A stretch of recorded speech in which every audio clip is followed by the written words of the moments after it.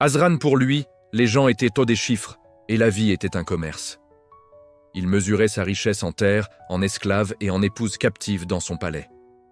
Mais il voulait toujours plus. Mais avant d'aller plus loin, dites-nous de quel pays vous nous suivez.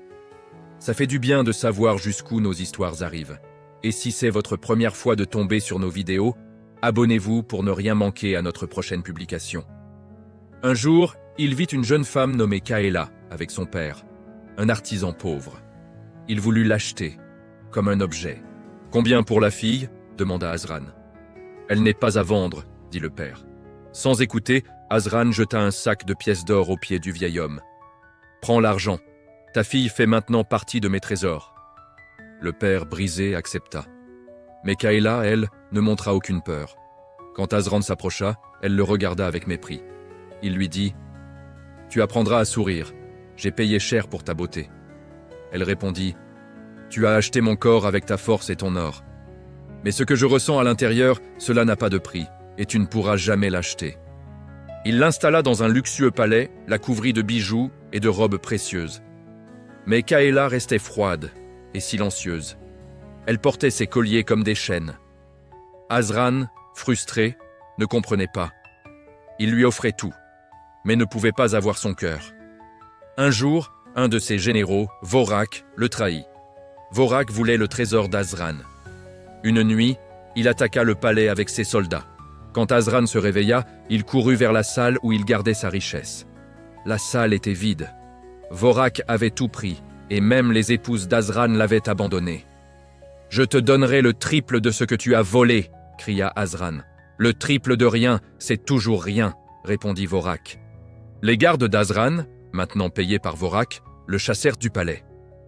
Ils le jetèrent, nu et blessé, dans les marécages sales, en dehors de la ville.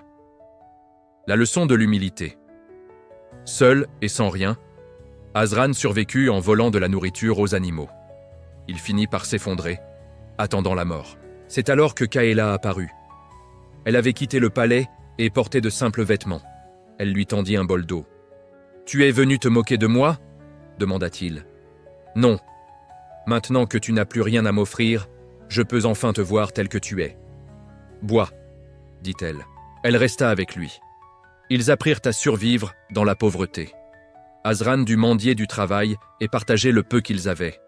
Il découvrit la fatigue honnête du travail et la chaleur d'un feu partagé. Le vrai courage. Un jour, des bandits les entourèrent. Ils voulaient prendre Kaela. « Laisse-nous la femme, et tu auras la vie sauve, » dirent-ils.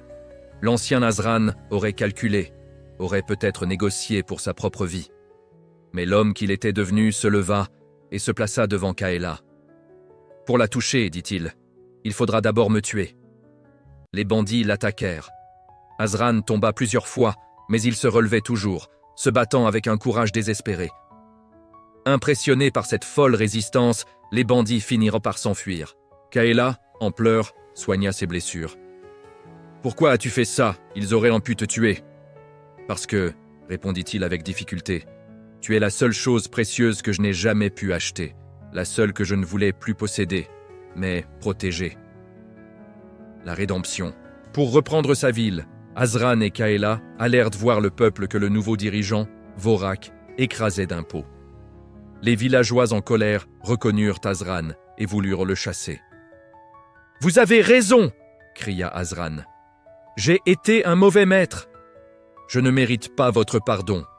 Je ne vous demande pas de vous battre pour moi, mais de vous battre avec moi contre celui qui vous vole. » À ce moment, les soldats de Vorak arrivèrent pour prendre le bétail des villageois. Sans réfléchir, Azran se jeta sur eux pour défendre une vieille femme. Ce geste courageux emporta l'adhésion du peuple. Les villageois se soulevèrent avec leurs outils. Une grande armée de gens pauvres marcha vers la ville. Ils n'avaient pas d'armure, mais ils avaient la force de la justice. La vraie richesse, Azran affronta Vorak dans le palais. Voyant qu'il allait perdre, Vorak supplia « Prends tout ton or, laisse-moi juste la vie !» Azran le regarda avec pitié. « Prends tout ton or, Vorak, porte le poids de ta richesse et découvre à quel point elle est légère quand on est seul au monde. » Il ne le tua pas. Il le fit reconduire, chargé de ses trésors, jusqu'au marécage où il avait lui-même été jeté, et l'y abandonna.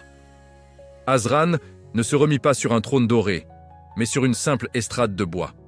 Kaela était à ses côtés, sans bijoux, avec seulement un sourire vrai. « J'ai cru que la vie était une addition, dit-il au peuple, que celui qui avait le plus gagnait.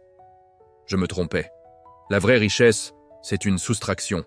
C'est ce qui reste quand on a tout perdu.